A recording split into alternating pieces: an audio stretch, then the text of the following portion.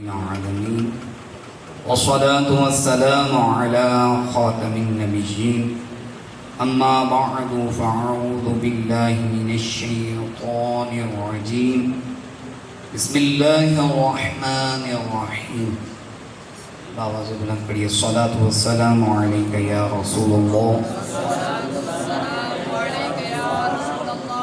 وعلى آلك وأصحابك يا حبيب الله الصلاة والسلام عليك يا نبي الله وعلى آلك وأصحابك يا نور الله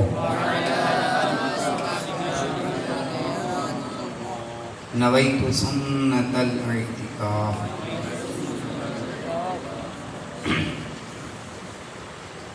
دو عالم کے مختار مکی مدنی سردار صلی اللہ علیہ وآلہ وسلم کا فرمان عالی شان ہے، جس نے مجھ پر 100 مرتبہ درود پاک پڑھا، اللہ تبارک و تعالی اس کی دونوں آنکھوں کے درمیان لکھ دے گا کہ یہ بندہ نفاق اور جہنم کی آگ سے آزاد ہے۔ اتنی پیاری فضیلت۔ اور پھر نبی پاک آگے فرماتے ہیں اسے قیامت کے دن شہیدوں کے ساتھ رکھا جائے۔ اور مولانا کفایت اللہ کافی اس شعر کی عکس بندی کرتے ہوئے فرماتے ہیں جو پڑھے گا صاحب لولاک کے اوپر درود، جو پڑھے گا صاحب لولاک کے اوپر درود، آگ سے محفوظ اس کا تن بدن رہ جائے گا۔ صلو علی الحبیب صلی اللہ تعالی علی محمد صلی اللہ علیہ وسلم۔ حدیث پاک میں ہے انما الاعمال بالنیات، اعمال کا دار و مدار نیتوں پر۔ اے عاشقان رسول، اچھی اچھی نیتوں کے ساتھ آئیے کچھ نیتیں کرتے ہیں۔ رضائے الہی کے لیے بیان سنوں گا، با ادب بیٹھوں گا، خوب توجہ سے بیان سنوں گا، جو سنوں گا اسے یاد رکھنے، خود عمل کرنے، دوسروں تک پہنچانے کی کوشش کروں گا۔ اللہ پاک ہمیں محبوب کریم صلی اللہ علیہ وسلم سے پیار اور محبت عطا فرمائے۔ آج کے ہمارے بیان کا موضوع ہے نبی پاک کے مبارک لعاب کی برکتیں۔ حضرت اسامہ بن زید رضی اللہ تعالیٰ عنہ فرماتے ہیں پیارے آقا مکی مدنی مصطفیٰ صلی اللہ علیہ وسلم نے جو آخری حج ادا فرمایا، اس سفر حج میں پیارے آقا صلی اللہ علیہ وسلم کے ساتھ تھا۔ چلتے چلتے ہم روحا نامی مقام پر پہنچے۔ یہاں پہنچ کر اللہ کے محبوب صلی اللہ علیہ وسلم نے ایک خاتون کو اپنی طرف آتے ہوئے دیکھا اور فوراً سواری مبارک کو روک لیا۔ وہ خاتون قریب آئیں، ایک بچہ اس نے گود میں اٹھا رکھا تھا۔ عرض کیا یا رسول اللہ صلی اللہ علیہ وسلم، یہ میرا بیٹا ہے، خدا کی قسم جس دن سے پیدا ہوا ہے اس دن سے بیمار ہے۔ بعض روایتوں میں آتا ہے کہ یہ جو بچہ پاگل تھا، یعنی اسے مرگی کی بیماری تھی۔ کتنا بڑا مرض ہے پاگل۔ حضرت اسامہ رضی اللہ تعالیٰ عنہ فرماتے ہیں رحمت والے نبی رسول ہاشمی صلی اللہ علیہ وسلم نے بچے کو لیا اور اپنی سواری پر اپنے سامنے بٹھا لیا، پھر اپنا لعاب مبارک لعاب یعنی تھوک مبارک بچے کے منہ میں ڈالا اور فرمایا اخرج یا عدو اللہ فانی رسول اللہ، اے اللہ کے دشمن نکل جا، میں اللہ کا رسول ہوں۔ یہ عمل مبارک کرنے کے بعد آقا کریم صلی اللہ علیہ وسلم نے بچہ عورت کو واپس دے دیا اور فرمایا اسے لے لو، اب اسے کوئی خطرہ نہیں۔ آگے سنیے گا بھی، یہ جو حضور نے فرمایا نا کوئی خطرہ نہیں ہے، واقعی ایسا ہوا۔ سنیں، فرماتے ہیں حج سے فارغ ہونے کے بعد جب ہم واپس آ رہے تھے تو اسی جگہ پر وہی عورت دوبارہ کھڑی تھی۔ پیارے آقا مکی مدنی مصطفیٰ صلی اللہ علیہ وسلم نے دوبارہ سواری روکی، فرمایا بچے کا کیا حال ہے؟ عرض کیا یا رسول اللہ خدا کی قسم وہ دن تھا اور آج کا دن ہے، بچہ بالکل درست ہو گیا ہے۔ یہ ہے میرے پیارے آقا کی شان، ہوتی ہے شفا دم میں دم آتا ہے، بے دم میں محبوب خدا کا ہے کیا خوب شفا کھانا۔ پیارے اسلام بھائیوں، اس روایت پر ہم چند پہلوؤں سے گفتگو کریں گے۔ سب سے پہلے تو یہ بات عرض کروں، ہمارے ہاں یہ ایک تصور پایا جاتا ہے کہ نبیوں اور رسولوں کا کام صرف اور صرف اللہ پاک کا پیغام پہنچانا ہے۔ ٹھیک ہے، بات بالکل ٹھیک ہے، انبیاء کرام لوگوں کو ہدایت کے لیے ہی تشریف لاتے ہیں، مگر ان کا کام صرف یہی ہوتا ہے، یہ درست نہیں۔ دیکھیے ایک بچہ بارگاہ رسالت میں حاضر کیا جاتا ہے جسے اسیب یا مرگی کا مسئلہ ہے، پیارے آقا صلی اللہ علیہ وسلم نے اس کے منہ میں اپنا لعاب پاک ڈال کر فرما رہے ہیں اخرج یا عدو اللہ فانی رسول اللہ، اے اللہ کے دشمن نکل جا، میں اللہ کا رسول ہوں۔ دیکھیے پیارے آقا صلی اللہ علیہ وسلم مکی مدنی مصطفیٰ نے اس اسیب کو نکالنے کے لیے اپنی رسالت کا حوالہ دیا، یہ حوالہ سن کر وہ اسیب نکل بھی گیا، پتہ چلا رسالت کا جو منصب ہے یہ منصب ہی اختیارات کا منصب ہے، رسولوں کی شان ہوتی ہے، جو حکم دے دے ان کی زبان سے لفظ نکلتا ہے ادھر تقدیر بدل جاتی ہے۔ بہشت و خلد ہیں کیا بلکہ کل خزانوں کا، بہشت و خلد ہیں کیا بلکہ کل خزانوں کا، خدا کے گھر سے ہیں وہ اختیار پائے ہوئے۔ اعلیٰ حضرت فرماتے ہیں مجبور ہیں ہم تو فکر کیا ہے، تم کو تو ہے اختیار آقا۔ اب اللہ پاک قرآن پاک میں انبیاء کرام کی شان کے متعلق بیان فرماتا ہے اولی الایدی والابصار، ترجمہ جو قدرت والے اور علم والے ہیں، یعنی نبی کون ہے؟ جو قدرت والے اور علم والے۔ اچھا اب آپ نے بیان سنا، پہلے ہم نے ایک واقعہ سنا، کچھ چیزیں ہم آتے ہیں اجتماع میں سیکھ کر جایا کریں، واقعہ جو ہے نا حضور کی شان کے متعلق، اس کا فائدہ کیا ہوتا ہے جو آپ بیان سنتے ہیں۔ دیکھیں ہم کب سے دنیا بنی ہے، کتنے لوگ آ رہے ہیں، تقریباً 1500 سال حضور کو آئے گزر گئے، ہم نے 1500 سالہ جشن ولادت بھی منایا، کتنے علماء سے دعوت اسلامی کے اجتماعات میں ہم حضور کی شانیں عظمتیں سن رہے ہیں۔ کبھی غور کیا ہے کہ یہ اتنی بڑی عظمتیں، لعاب اور آپ کے لعاب کی یہ ساری شانیں ہم سنتے ہیں، یہ کیوں سنتے ہیں؟ حالانکہ یہ شانیں تو ان کو بتائی جاتی ہیں جو نہ مانیں، بات سمجھ رہے ہیں؟ تو کافروں کو بتائیں بھی وہ نہیں مانتے، ہم ان کو بتائیں یہ شان والے مانو اور کلمہ پڑھو۔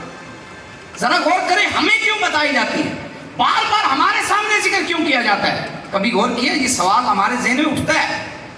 میں آپ کو اس کا بالکل مختصر سا وضاحت کرتا ہوں۔ بات یہ ہے کہ نبی پاک ہمارے سامنے موجود نہیں ہے، صحابہ کے سامنے حضور کی شانیں اللہ بیان فرما دیتا تھا، دوبارہ بیان کرنے کی ضرورت ہی نہیں ہوتی تھی، کیونکہ حضور کو وہ دیکھ لیتے، سب کچھ ہی وہ مان لیتے۔ آج ہم دیکھ نہیں سکتے، لیکن پھر بھی ہمیں بار بار حضور کی عظمت، حضور کی شان، حضور کی رفعت، حضور کی بلندی، حضور کے معجزات، حضور کے کمالات، یہ ساری چیزیں بار بار بیان کی جاتی ہیں۔ وجہ یہ ہے، توجہ کرنا ہے آپ میرے پیارے بھائیوں، ہم یہاں پر آئے، دعوت اسلامی کے اجتماع میں آئے، یہ بات اپنے ذہن میں بٹھا یہ ساری باتیں بار بار اس لیے بیان کی جاتی ہیں. ایک حدیث میں آتا ہے، ترمذی شریف کی مشکات شریف میں یہ حدیث ہے، جب صحابہ بیٹھے تھے وہ حضور کا ذکر کر رہے تھے، جبریل امین آئے. یہ پوری روایت ہے. جب نبی پاک کی شان بیان کی جاتی ہے نا، اللہ کو ساری شانیں پتہ ہے، پتہ ہے اللہ کو حضور کی ساری شانیں پتہ ہے، لیکن پھر بھی جو حضور کا امتی دوبارہ شان بیان کرتا ہے، اللہ پاک فرشتوں میں فخر فرماتا ہے. یہ حدیث صحیح ہے، حدیث میں ہے. اچھا، اب اللہ کے محبوب کی شانیں دنیا میں بیان کی جائیں تو اللہ فخر فرماتا ہے، اور یہی شانیں اگر ہمارے سامنے بیان کریں ہمیں کیوں نہ فخر ہوگا؟ بات سمجھ آئی؟ تو ہمیں بھی فخر ہونا چاہیے. اور اس کا ایک اور سب سے اہم فائدہ پتہ کیا ہے؟ کہ جس کا بار بار ذکر کیا جاتا ہے نا، اس سے محبت زیادہ ہو جاتی ہے. اب حضور تو چہرہ انور تو ہمارے سامنے نہیں ہے، لیکن بار بار کمالات کو بار بار بیان کیا جا رہا ہے، اس لیے تاکہ کسی بھی لمحے امتی کلمہ پڑھنے والا نبی پاک سے اپنے دل کو جدا ہی نہ کر سکے. اس لیے علماء نے بڑی بڑی سیرت کی کتابیں لکھی تاکہ یہ مجال ہی نہ ہو کہ کلمہ پڑھنے والا غیروں کی طرف جھکے، بلکہ آمنہ کے لال کی طرف جھک جائے. آپ یہ کریں گے آگے، آپ سنیے، اب آپ کو بات پتہ چلی. اب ہم نے جو بات سنتے جانا ہے نا، آپ کا فخر ہونا چاہیے. ثواب کے لیے سبحان اللہ کہیں، آپ محبت میں حضور کا ذکر سنیں. اور جب اللہ حضور کا ذکر دنیا میں ہو رہا تو فرشتوں میں فخر فرماتا ہے، ہم تو حضور اللہ کے بندے، حضور کے غلام ہیں، ہمیں تو زیادہ فخر ہونا چاہیے. فخر کریں گے، آگے شانیں سنیں گے. اللہ پاک آپ کو برکت دے. ٹھیک ہے، توجہ سے بیٹھیں، بات سنیں گے، انشاءاللہ فائدہ ہوگا. یہ ہے ہماری دعوت اسلامی، آپ کو یہ سکھاتی ہے کہ حضور کی محبت میں گم ہو جائے. اللہ پاک نے قرآن پاک میں کیا فرمایا؟ اولی الایدی والابصار، کہ یہ جو نبی ہیں یہ قدرت والے اور علم والے. یہ دو باتیں ذہن میں رکھیں، یہ قرآن کا فیصلہ، قرآن کی بات سچی ہے. تفسیر نور العرفان میں ہے، معلوم ہوا اللہ پاک انبیاء کرام کو قدرت بھی عطا فرماتا ہے، علم بھی بخشتا ہے، جس سے وہ دنیا کی خبریں بھی رکھتے ہیں، اس میں تصرف بھی کرتے ہیں. کیوں نہ ہو، تم مالک ملک خدا، ملک خدا سب تمہارا ہے، خدا ہی جب تمہارا ہو گیا. صلو علی الحبیب صلی اللہ تعالیٰ علیہ وسلم. پیارے پیارے اسلامی بھائیوں، اب اس روایت پر ذرا ایک اور اعتبار سے غور فرمائیے. سمجھانے کے لیے صرف ایک مثال عرض کروں.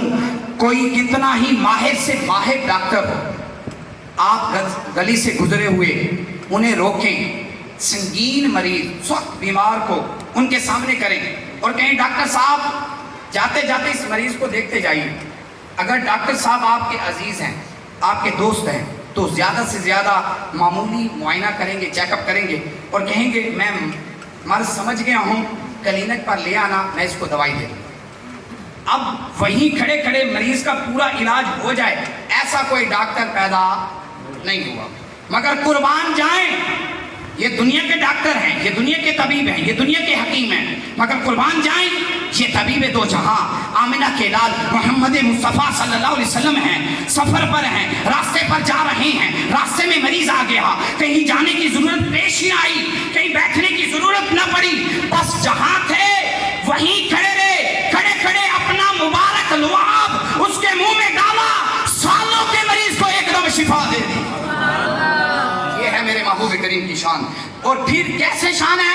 میرے امام اعلیٰ حضرت فرماتے ہیں، نعمتیں بانٹتا جسم تو وہ شان گیا، نعمتیں بانٹتا، تھوڑا سو بولے نا، ہاتھ کھڑا کریں، نعمتیں بانٹتا جسم تو وہ شان گیا، ساتھ ہی معاشی رحمت کا قلم دان گیا. سبحان اللہ، یہ ہے شان. پیارے پیارے اسلامی بھائیوں، تیسرے نمبر پر اس روایت میں پیارے آقا مکی مدنی مصطفیٰ صلی اللہ علیہ وسلم کے لعاب پاک یعنی تھوک شریف کا کمال بھی دیکھیے. مریض ہے، کئی سالوں سے بیمار ہے، پیارے آقا نے اپنا لعاب اس کے منہ میں ڈالا، شفا عطا فرمائی. سبحان اللہ. جو چاہیں گے، جسے چاہیں گے وہ اسے دیں گے. کریم ہے، یہ خزانے لٹانے آئے ہیں۔ الحمدللہ ہمارے نبی، پیارے نبی مکی مدنی محمد عربی صلی اللہ علیہ وسلم کی یہ شان، وہ شان والے ہیں۔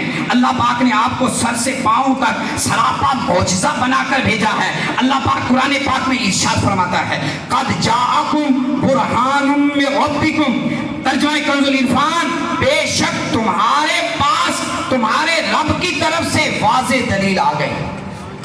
حکیم الامت مفتی احمد یار خان نعیمی فرماتے ہیں انبیاء کرام کے معجزات اللہ پاک کی صفات، اللہ پاک کی ذات کی دلیل ہوتے ہیں۔ خصوصاً انبیاء کرام کو اللہ پاک نے مختلف معجزات عطا فرمائے۔ حضرت موسیٰ علیہ السلام کو عصا کا معجزہ عطا فرمایا، حضرت داؤد علیہ السلام کو آواز کا معجزہ عطا فرمایا، حضرت یوسف علیہ السلام کو حسن کا معجزہ عطا فرمایا۔ اسی طرح اللہ تعالیٰ نے حضرت نوح علیہ السلام کو، حضرت لوط علیہ السلام کو، حضرت آدم علیہ السلام کو، اور جتنے نبی آئے اس دنیا میں آتے رہے اللہ نے ان کو معجزات عطا فرمائے۔ اور پھر آگے مفتی صاحب فرماتے ہیں جتنے نبی آئے کسی کو ایک معجزہ، کسی کو 2 معجزے، کسی کو 3 معجزے۔ جب آپ کے اور میرے نبی کی باری ہے، آمنہ کے لال کی باری ہے، آخری نبی کی باری ہے، اللہ تعالیٰ نے نبی پاک کو ایک معجزہ نہیں، 2 معجزے نہیں، 3 معجزے نہیں، بلکہ اتنی معجزے، اتنی شانیں، اتنی عظمتیں عطا کر کے بھیجا۔ اللہ تعالیٰ نے قرآن مجید کے اندر یہ ارشاد فرما دیا قد جاءکم برہان من ربکم، اے لوگوں سن لو، سارے نبی ایک دو معجزے لے کر آئے، میرا نبی، آپ کا نبی، میرا محبوب جب اس دنیا میں آیا میں نے سراپا معجزہ بنا کر بھیج دیا۔ یہ ہے شان کملی والے آقا کی، دیے معجزے انبیاء کو خدا نے معجزہ بن کر آیا ہمارا نبی۔ الحمدللہ پیارے آقا کا لعاب مبارک معجزہ ہے۔ یہ صرف ایک معجزہ نہیں بلکہ سینکڑوں معجزات کا مجموعہ ہے۔ میڈیکل سائنس کے لحاظ سے اگر میں اس پر بات کروں تو دیکھیے ہمارے منہ میں جو تھوک بنتا ہے، اصل میں یہ ہمارے منہ میں 3 قسم کے حدود ہوتے ہیں، کان کے نیچے، جبڑے کے نیچے اور زبان کے نیچے۔